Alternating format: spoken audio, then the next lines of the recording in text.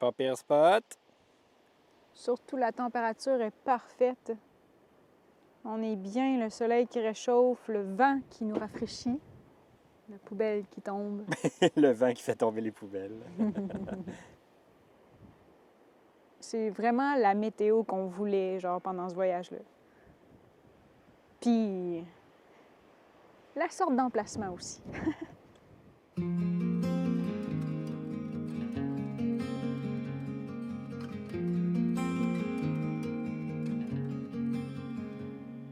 On a officiellement trouvé le plus bel emplacement à date depuis notre voyage au Royaume-Uni.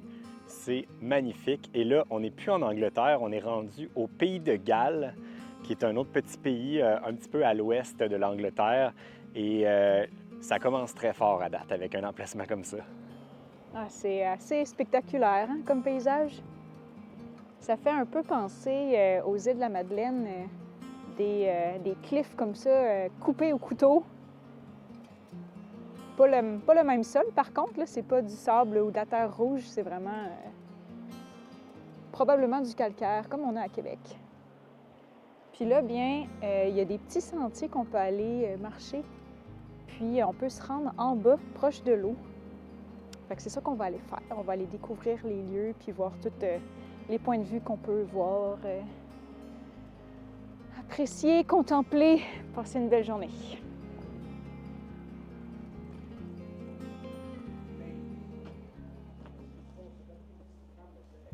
Regarde, on les voit, les trails qu'on peut prendre. Oui, il y en a pas mal à partir d'ici. Hein? Je sais que ça peut aller loin, tout le long de la côte. On s'est rendu compte ici que les Welsh, les gens qui viennent de Wales, ils semblent avoir une deuxième langue, en fait probablement leur langue première, qui est complètement fuckée. On comprend pas un mot. Fait que Ridich Ima, ça veut dire You are here. L'endroit où on se trouve, où on est campé, ça s'appelle Nash Point. Et on sent vraiment qu'on est en campagne ici parce que pour réserver pour cet emplacement-là, il fallait se rendre sur la page Facebook du Cliff Top Café, qui est le petit café ici au coin des falaises. Puis en envoyant un message privé et en parlant avec la personne, on peut réserver notre emplacement puis il nous ouvre la barrière. Puis c'est vraiment sublime comme endroit. Et on a accès à des toilettes. Par contre, il n'y a pas de service sur place. Puis il n'y a pas non plus d'Internet. Fait que c'est vraiment un endroit pour profiter de la nature là, ici. On dirait qu'il y a des moments comme ça, en plein air, ça nous fait vraiment sentir en vacances. Et on voit les gens qui profitent de la vue en faisant un petit pique-nique. On voit du monde en haut, juste là. Faut pas que tu t'approches du bord, hein?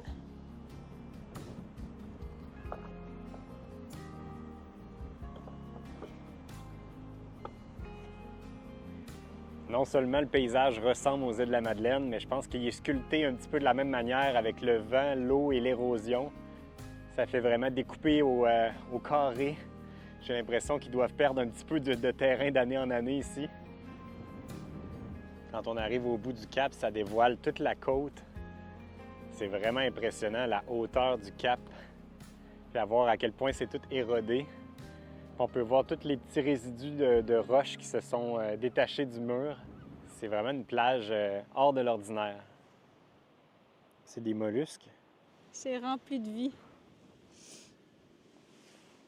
On peut pas ramener de coquillages. Ils sont vivants. C'est rempli, rempli, rempli.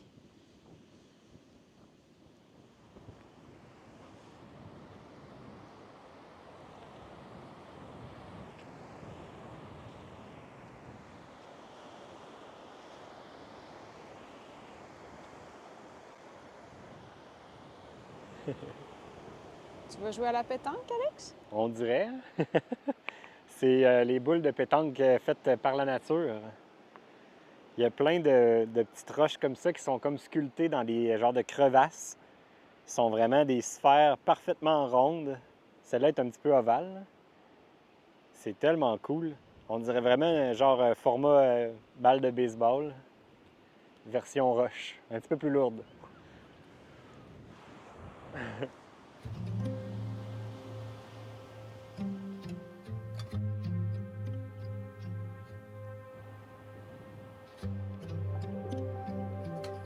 La belle vie, Val.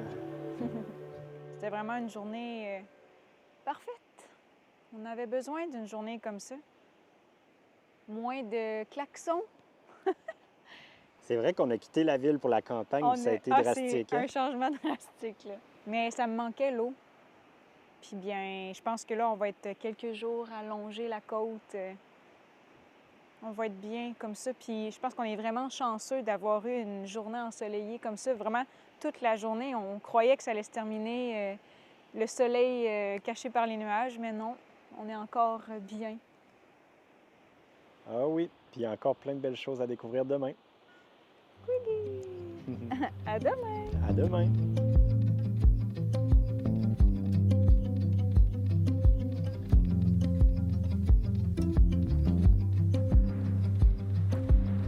Se faire réveiller par des moutons le matin. Je croyais jamais que j'allais vivre ça un jour. Maman m'aurait dit, un jour Valérie, tu vas te réveiller à travers les moutons.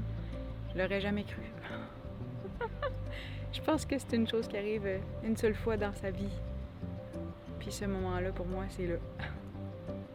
À 5h20 du matin, je dormais plus. J'entendais les moutons beugler. Beugler, c'est pas les vaches, mais bon, bref, je les entendais. Il y en a même eu 3 qui se sont frottés auprès du pare-choc arrière pour se gratter le dos. Puis là, ben, il est bientôt 7h, puis j'ai fait la tournée du VR pour être à travers les moutons. C'est vraiment un drôle de moment.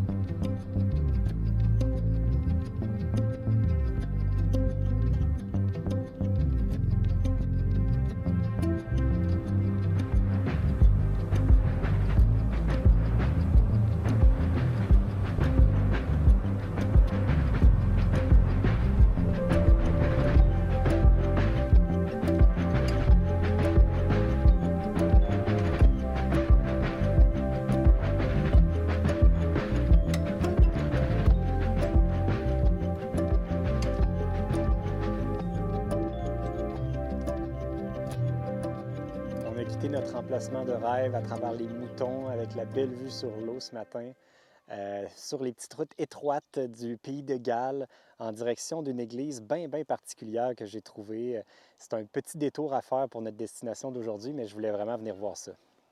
C'est assez difficile à croire qu'il y a une église là. On voit le toit.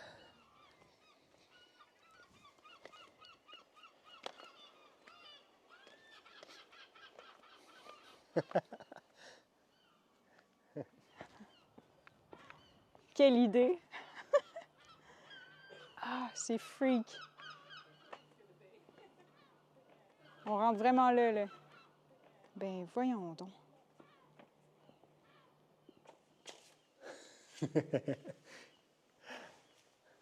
Ah ben ça, c'est drôle. On est dedans, là? On est dedans. Ah, ouais. Ouh! Hein, c'est capoté! Oh my God, la vue, toi? Wow!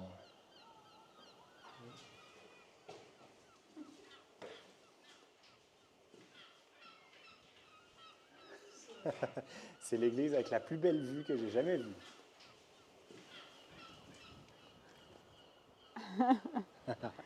C'est drôle! Wow! Voyons qu'ils ont pensé à faire ça. Ça s'appelle la chapelle de Saint-Govan, comme nos amis Govan, Julien et Caro. Mais il y a une histoire très particulière ici à cette chapelle-là. Un peu invraisemblable, je vous dirais. C'est peut-être plus une légende qu'une histoire. Mais l'histoire raconte que le Saint Govan qui était un missionnaire celte, se sauvait des pirates, puis longeait la côte ici, quand une crevasse, une faille s'est ouverte devant lui et il s'est caché ici et ça s'est refermé derrière lui, donc les pirates ne l'ont pas trouvé. Et il serait resté ici pour continuer à enseigner la bonne nouvelle pendant le restant de sa vie. Puis apparemment que ses fidèles ont construit cette chapelle-là en son honneur, ici même, cachée dans la même crevasse. Et apparemment, mais là, je n'ai pas trouvé sur quelle roche, mais on pourrait voir la forme de son corps. Puis il y a même aussi le clocher de son église qui serait à quelque part caché dans les rochers parce que les pirates l'auraient volé et les anges l'auraient récupéré et placé dans les roches. On aime ça! C'est une belle légende, mais bref, le coup d'œil de l'église est vraiment très, très cool. C'est inusité comme endroit.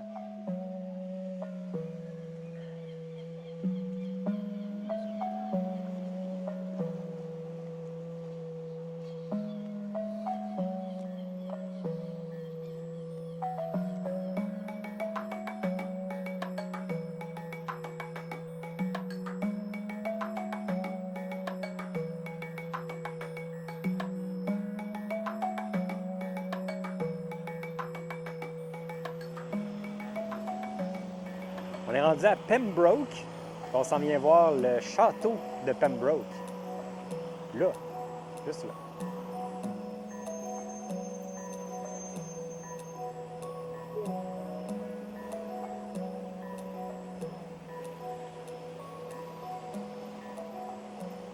Le château de Pembroke, c'est un château médiéval construit en 1093.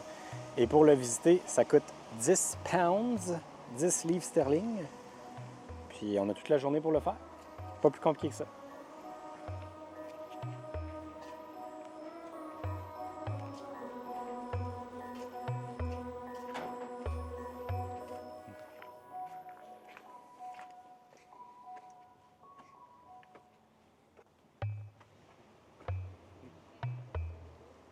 King of the castle. Je surveille mes sujets en bas, là. Fait que c'est plus des remparts, comme vraiment une grosse palissade. Puis il y a des tourelles et quelques bâtiments à l'intérieur. Fait que ça a l'air très, très imposant de l'extérieur, mais en réalité, c'est une grande, grande cour en dedans. Puis là, ben, ils l'ont aménagé avec une carte du pays de Galles. Puis j'ai l'impression qu'ils peuvent faire des réceptions ou des événements ici parce que c'est rendu privé, ce château-là. Donc, on peut payer pour le visiter, mais ça appartient pas à la ville. C'est vraiment quelqu'un qui l'a racheté puis qui l'a réaménagé pour qu'on puisse le visiter. Puis une des choses qui est vraiment le fun, c'est que on peut amener notre chien. Je ne savais pas. Avoir su, M. Bond aurait pu venir visiter un château. Mais là, on ne l'a pas amené.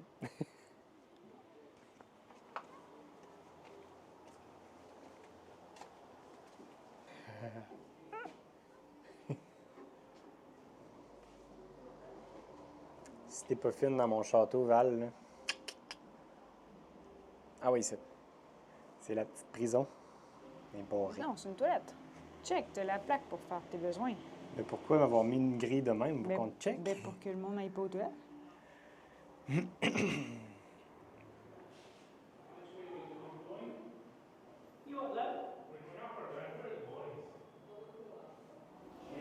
Je suis présentement assis à un poste de surveillance dans une des tours. Fait que si j'avais mon arc à flèche, je pourrais viser facilement les intrus. Mais c'est drôle parce qu'il y a des tours comme ça qui entourent un peu les remparts autour du château. Puis ils ont tous des vues magnifiques. Là, de ce côté-ci, on a la rivière derrière. Je serais curieux de voir à l'époque, ça ressemblait à quoi le village autour, ou si le château était vraiment seul dans son coin, parce que là, vraiment, il est au bout de la rue principale, donc si jamais c'était le cas à l'époque, j'imagine que ça faisait un maudit beau point de vue pour surveiller ce qui se passe sur la rue principale. Oh là là. C'est drôle comment ils ont mis la main courante ici pour se tenir. Ils font bien parce que les marches sont hyper étroites. Mais les gens avaient des petits pieds. Des tout mini pieds. Il ne devait pas avoir d'urgence, Moi, parce que c'est dur à courir dans ces marches-là. Mais tu sais, si tu te mets à l'extrémité, tu en as vraiment plus large. Tu sais, si tu descends comme ça. Parfait pour une gougoune. Ah non, il était pas grand, là. C'est Tu drôle. passes flush. Bienvenue dans ma pièce favorite, faite sur le long, toiture faisant penser à une église, grande table pour recevoir, un énorme foyer. Ça me plaît. Et la partie la plus importante quand tu reçois, eh bien, ça se passe ici. Pour la première fois d'une visite d'un château, de nos nombreuses visites de château, enfin, on se trouve à la toilette. Je crois, parce que clairement, il y a un trou en dessous de ça, là. Ça serait logique. C'est cool, wow. C'est par là, l'entrée de la caverne. Mais on ne peut pas la visiter malheureusement présentement parce qu'ils sont en train de faire des fouilles archéologiques. Donc lui fait partie de cette équipe-là. Il utilisait cette caverne-là un peu comme un frigo. Donc ils ont construit vraiment le château sur une caverne avec un méga frigo en dessous pour mettre la nourriture. C'était quand même bien pensé comme localisation de château.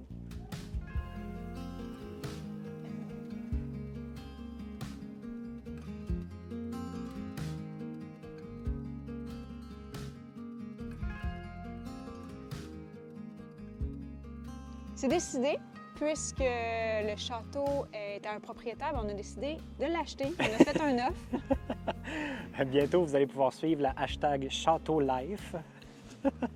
On va être vraiment bien installés. Ça serait plus Castle Life que Non, château. Mais Château? C'est en français, prêt Pas- pour la route?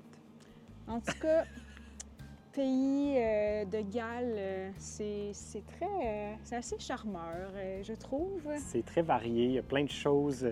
Les côtes sont magnifiques. Il y a une tonne, là on en a vu juste un château, mais il y en a une tonne à découvrir. Il y a beaucoup de choses à voir. La seule chose qui nous a pas épaté à date, c'est la cuisine. On n'est pas maniaque à date des repas qu'on a mangés, puis il y a des trucs vraiment bizarres. Bien, les repas, on les connaît, vous les connaissez. La seule différence, c'est qu'il y a tout le temps un ingrédient qu'on ne penserait pas mettre dedans, comme de la sauce Worcestershire ou du ketchup dans n'importe quoi. C'est bizarre. Mais tu sais, c'est de la nourriture, puis on n'est pas difficile, fait que Non, on mange bien quand même. Oui, mais c'est pas la France, c'est Non. certain. Mais bref, c'est ça qui va compléter notre petit épisode sur notre road trip au Pays des Galles. C'était pas un petit épisode. Non, c'était un gros épisode avec plein de choses. Ouais. Mais il reste encore plein de choses à découvrir, fait que abonnez-vous pour pas manquer ça. Puis nous autres, on se dit à la prochaine. Bye!